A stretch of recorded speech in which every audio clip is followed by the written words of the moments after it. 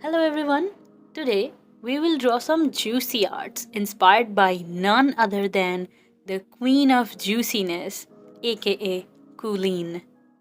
So let's get started with it. There are two brushes that we will need for majority of the time, and the first important brush is blurring marker. You can actually use any other marker brush as long as it has a square or rectangular shape. But rectangular shape is better. And also you can play around with the aspect and angle of the brush to see what it looks like. Or you can just use the brush as it is. This is kind of a all-rounder brush. You can use it for sketching or doing line arts or painting and even blending. So this is very important brush. And when I started drawing and painting with this brush, I had a brain explosion moment because I always work with round brush or elliptical brush. This brush has opened up a new path for me, and I'm sure as hell going to walk on that path. The next very important brush is the airbrush. From her videos, I definitely understood a thing that she really loves using this soft airbrush for blending and for many other purposes that I'm going to discuss later. On the other hand, I am a person who consciously avoid airbrushing, but then again, after working with it, it definitely changed my mind to some extent. Now that we know the two important brushes we need, it's time to move on to the sketching part. So I have this gorgeous reference because you can't do a Kooleen study without drawing hot people. That would be a sin. Making this line art was really fun process because she didn't really care about line art a lot, which I really love. I also don't really like drawing line art very clearly. It's just so time consuming and so tough. And in the end, I don't even keep my line arts. So yeah, I don't really spend too much time working on it. And I did the same thing here as well.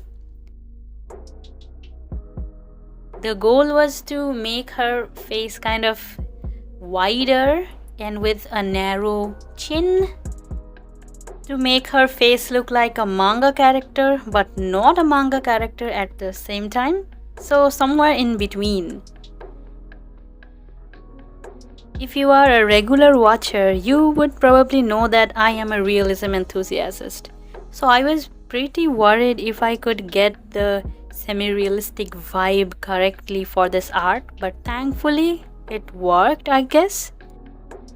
And also, I'm actually having a lot of fun doing these kind of works.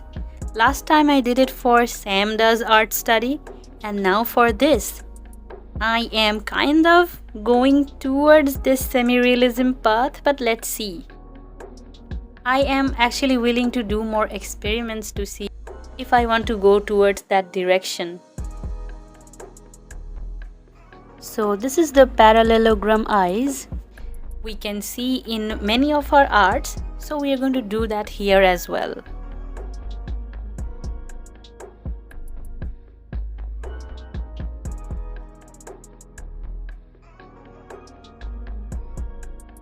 Okay, so it's time to talk about the color palette. She has named her color palette as Vampire Palette, which is understandable from the color scheme, and I like that. I like vampires. They are like my favorite kind of supernatural beings. So it's just right up my alley. So I'm just going to color pick from the palette and see where it goes.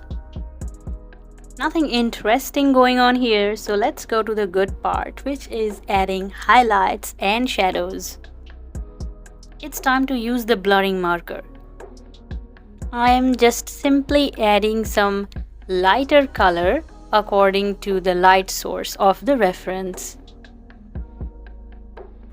After we finish adding the highlights, we are going to add the shadow similarly on her face.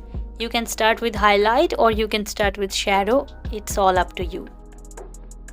But one thing you must remember and must do, that is adding a dark shadow just below the eyes. It's her signature style and it really makes the art look good. So you should definitely add that thick shadow just below the eyes. Now that we are done with the basic highlights and shadows, it's time to do some airbrushing.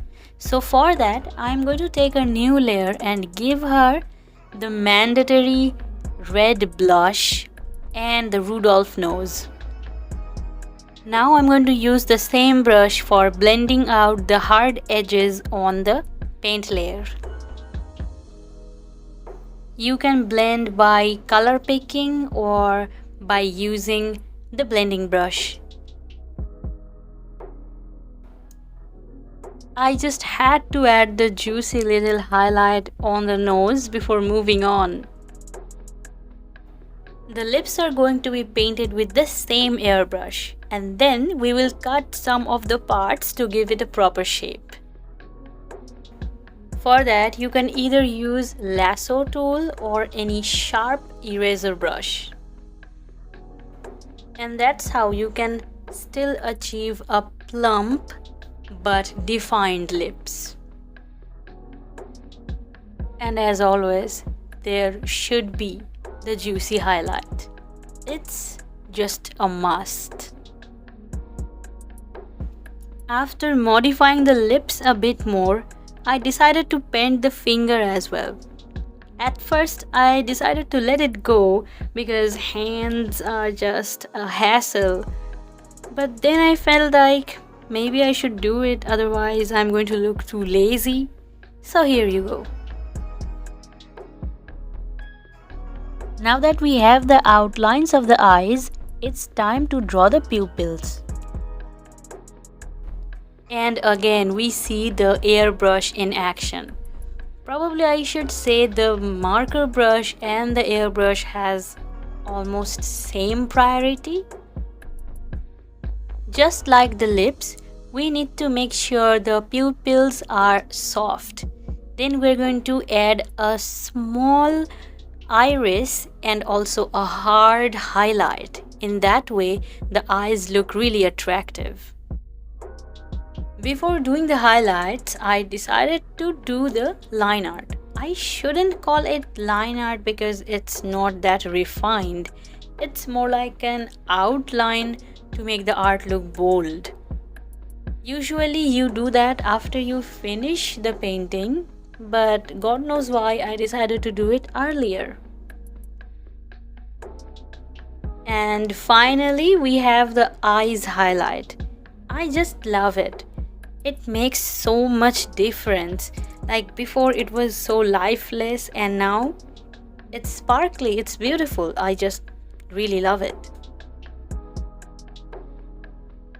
For the hair painting, she uses lasso tool for base coloring. And that's what I'm gonna do as well. I used the lasso color filling tool. You can use the normal lasso tool as well. I really like this lasso fill tool because you can easily fill up the basic colors and give some shapes as well. It's fast and it's pretty convenient, I must say. I usually do the hair painting by doing normal brush strokes from first to last because it's more satisfying to me. But today we are following Kooleen's rules, so yes, there is lasso tool. To add some soft shadow and volume, we are using airbrush once again. I really love how it looked.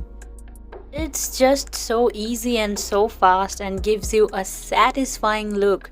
So yes, I definitely like this point.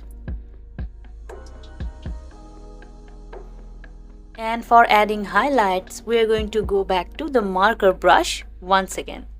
This time, we need a new layer and then clip it on the main hair layer. Then all we have to do is cover a big area with that brush. Then erase it out from both the sides to make the highlights pop out. You can see that I am using the same blurring marker 1 brush to erase out the sides. You can leave it at that, or you can try to refine the hair by adding some more darker strands as well by using that marker brush. Now it's time to draw very simple eyelashes. I used this same marker brush, but I turned on the force fed. In that way, the brush will leave a tapered end like we see usually in our eyelashes. You don't really have to think too much about it, just make some thick eyelashes that looks nice, and that's it. With these lashes, the majority of the work is done. So I'm just going to move on and show you some post-production stuff that can make your art look even better. For this, you need to first copy the entire canvas and take a new layer over it and turn on the clipping tool. The blending mode should be color dodge. Then, using the airbrush, we're going to drop some light on the art. Don't go too crazy with the lighting because it might ruin the entire thing. I know that she mostly paints dark eyes or brownish eyes, but I just couldn't help myself and add some green light to the eyes because that's just my favorite thing. I just couldn't help it. I'm sure you can see how this color dodge layer makes a difference from the original art. So my suggestion would be adding some lights, but be careful, not too much. You can always add the add blending mode, but you have to modify the opacity. So when I was checking one of her videos, she added these heart eyes in the end. So I decided to do that as well because why not? It's nice. After some modifications here and there, this is the final result of studying the art of Kooleen. As a realism artist, it was a refreshing drawing session for me. I got to try out different brushes and learned new techniques, which I really enjoyed and will probably be using in my next arts as well. Let me know if you enjoyed the process like the way I did. Also, expect to see some more semi-realistic stuff in future as well. I hope you are as excited as I am. So thank you for watching and I will see you in the next one. Till then, take care.